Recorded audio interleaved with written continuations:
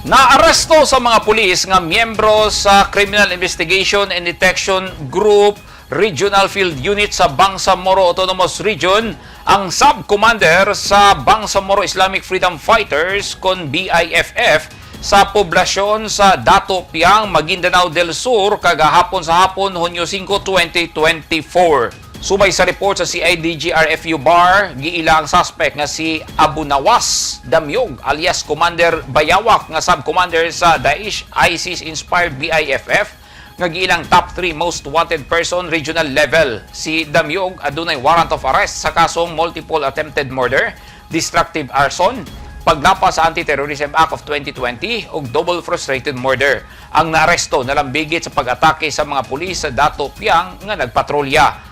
Naduhig sab kini sa pagpaulan og bala sa Santa Teresita Church sa munisipalidad sa Datu Piang niadtong Disyembre 3, 2020 ug si Commander Amiril Umbracato nga nangatake sa mga sundalo niadtong tuig 2012 sa Barangay Meta, Datu Unsay, Maguindanao del Sur.